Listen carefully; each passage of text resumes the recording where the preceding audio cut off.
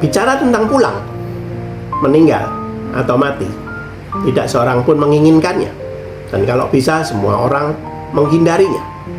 Tetapi ketakutan atau menghindari kematian ini bisa muncul berbagai macam pemikiran.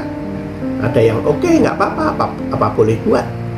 Tetapi ada juga yang memunculkan cerita-cerita yang mungkin kalau percaya ya bisa juga terjadi.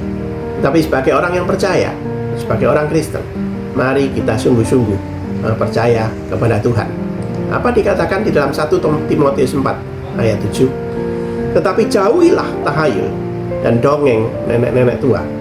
Latihlah dirimu beribadah. Aslinya dikatakan bebelos dan gragodes mutos. Artinya menyeberang pintu dari dasar, dari ambang batas. Secara Yahudi berarti biadab atau jahat, kata di kamus Yahudi. Dan juga mitosnya nenek tua. Apa sih kok ada mitos dan tahayul? Di Google, di kamus dikatakan mitos itu adalah cerita rakyat yang dipercaya pernah terjadi di masyarakat turun-temurun, tersebar dalam kegiatan keseharian. Tetapi tahayul adalah cerita yang tidak jelas asal-usulnya, serta tidak masuk akal, tak bersumber, kadang tidak bermakna, tidak dapat dibuktikan secara ilmiah. Nah, Bapak Ibu semuanya, mungkin kalau kita percaya kepada Tuhan, kadang Tuhan pun juga tidak masuk akal. Mujizat juga tidak masuk akal. Dan kalau tidak mengerti ya tidak bermakna. Kalau kita mau membuktikan mujizat secara ilmiah, sulit juga.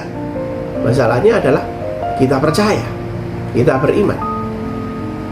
Dari bahasa asli cerita menyeberang dasar dan mitos diterjemahkan jadi tahayul, dan dongeng dalam bahasa Inggris diterjemahkan fabel. Apakah tahayul bisa terjadi? Tahayul tidak masuk akal. Padahal ada cerita di Alkitab yang tak masuk akal juga. Yang percaya bisa percaya semuanya kan? Tahayul sulit dimengerti di masa kini. Alkitab pun juga sulit dimengerti. Sampai timbul aliran-aliran bermacam-macam yang sesuai dengan Alkitab, yang menyimpang juga ada. Yang tidak percaya tahayul mungkin tidak terjadi. Tapi bagi yang percaya, maka dia akan takut, dia akan menuruti, dia akan berhati-hati dengan tahayul yang tersebar. Bagaimana dengan kita? Contoh, data-data yang dianggap tahayul di seputar kematian. Ada orang yang percaya bahwa sebelum seorang meninggal, alam akan memberi tanda. Misalnya burung gagak yang tiba-tiba di dekat rumah. Nah, ini berkaok di dekat rumah. Nah, rupanya di tempat itu ada orang yang akan meninggal. Juga ada keyakinan bahwa roh orang yang telah meninggal masih ada di sekitar keluarga sampai hari ketiga, hari ketujuh, bahkan sampai hari ke-40 dan ke-100 setelah kematiannya. Masih ada di seputar rumah atau masih ada di dalam rumah. Nah, apakah itu benar? Bagaimana dengan kita? Setelah seseorang meninggal, keluarga biasanya akan menutup cermin dan jendela di rumah agar roh tidak tersesat atau terjebak di dunia. Cermin dianggap bisa menangkap roh, sementara jendela yang terbuka dipercaya bisa menjadi jalan bagi roh yang gentayangan. Pada saat kematian, ada larangan menyapu di dalam rumah sampai pemakaman selesai. Karena kalau menyapu bisa menghalangi jalan dari arwah atau roh yang hendak pergi. Ada lagi yang percaya bahwa jika ada anjing melolong di malam hari, itu bisa menjadi pertanda bahwa kematian akan datang di wilayah tersebut. Ada anjing menggonggong, membau yang panjang, itu bisa menjadi tanda. Apakah iya? Barang-barang milik orang yang sudah meninggal, terutama pakaian, seringkali dianggap memiliki sesuatu yang negatif. Banyak orang percaya menyimpan barang-barang tersebut di rumah dapat menyebabkan kemalangan atau gangguan dari roh yang telah meninggal.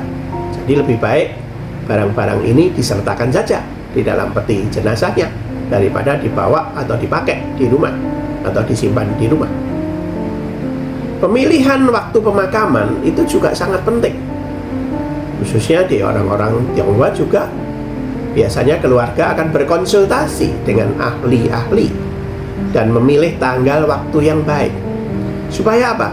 Supaya tidak terjadi nasib buruk di dalam keluarga, khususnya yang masih hidup.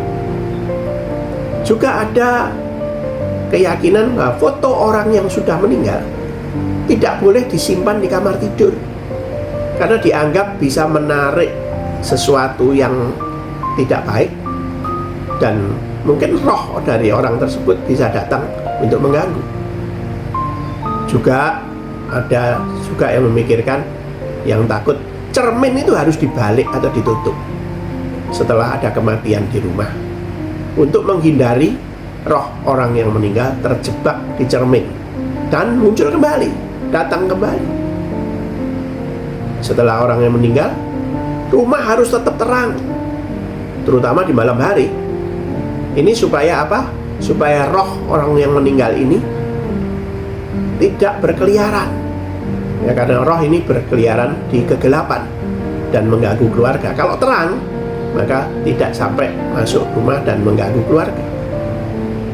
Ada juga yang mengatakan bahwa arwah orang yang meninggal, yang belum dihakimi, yang belum diterima di surga, bahkan yang belum ke neraka pun bisa jalan-jalan di bumi, baik sebagai roh gentayangan atau mungkin sebagai roh jahat atau hantu. Dan arwah ini, roh ini digambarkan sebagai roh yang bingung untuk mencari jalan yang benar menuju surga. Ada juga yang mengatakan kalau ada orang yang bermimpi tentang surga atau neraka, itu pertanda bahwa kematiannya sudah dekat. Mimpi tersebut sebagai pesan dari alam baka tentang nasib yang akan dialami. Ada juga yang memikirkan, yang percaya bahwa jiwa harus melewati neraka lebih dulu sebelum masuk surga, supaya bersih dari dosa, bersih dari semuanya. Nah, dalam proses ini jiwa akan menderita di neraka, tapi sementara. Dan setelah melewati semuanya itu, hukuman-hukuman itu, mereka baru diizinkan masuk ke dalam surga. Bagaimana dengan kita sebagai orang Kristen yang percaya kepada Tuhan Yesus Kristus? Yang kita percaya adalah Alkitab sebagai firman Tuhan. Apa? Tidak perlu memikirkan bagaimana orang mati, bagaimana saya akan mati. Mengapa? Karena pada saat akan mati, semuanya sudah diatur oleh Tuhan. Seorang takut mati, semua orang takut mati. Tetapi pada saat kematian datang, dia pasti tidak akan takut. Kenapa? Karena ada saja jalan Tuhan. Mungkin dibuat tidur, mungkin dibuat tidak sadar, mungkin dibuat lupa, mungkin dibuat apapun, sehingga tidak takut mengalami kematian yang model apapun. Tuhan mengatur, Tuhan menyertai semuanya. 1 Timotius 4 ayat 7b.